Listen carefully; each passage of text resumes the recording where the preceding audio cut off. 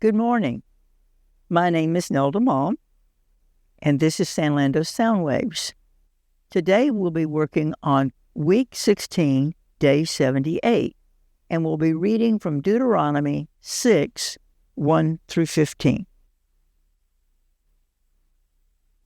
These are the commands, decrees, and laws that the Lord your God directed me to teach you to observe in the land that you are crossing the Jordan to possess, so that you, your children, and their children after them may fear the Lord your God as long as you live, by keeping all his decrees and commands that I give you, and so that you may enjoy long life. Hear, O Israel, and be careful to obey, so that it may go well with you, and that you may increase greatly in a land flowing with milk and honey, just as the Lord their God of your fathers promised you. Hear, O Israel, the Lord our God, the Lord is one.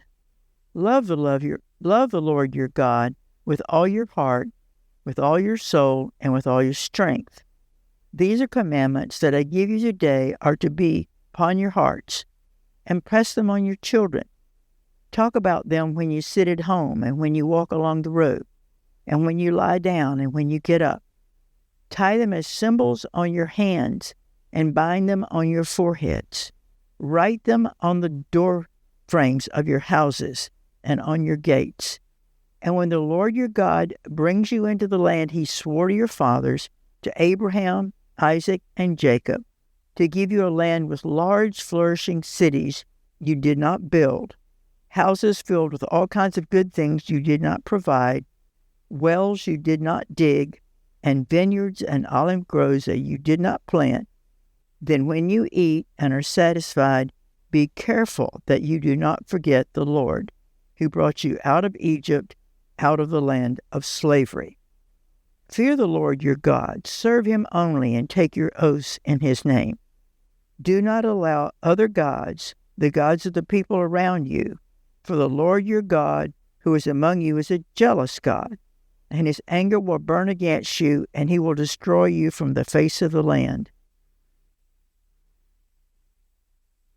All right, let's look at the items for consideration for this, the arrows.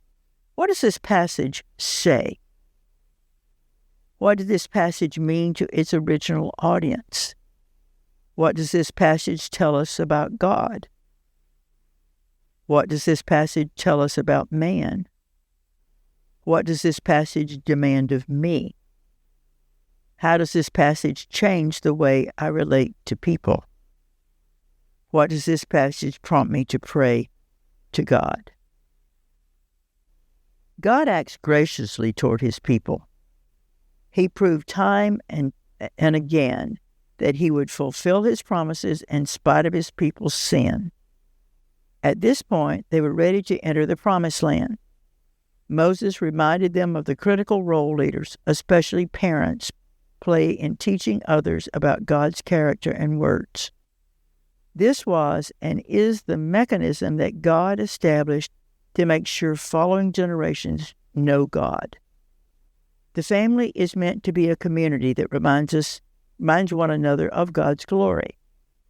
The loss of the knowledge of God is always only one generation away. Sadly, many grow up in homes with parents who either don't know the Lord or who fail to prioritize him in their lives. In your life, you should praise God for the ways he has revealed himself to you.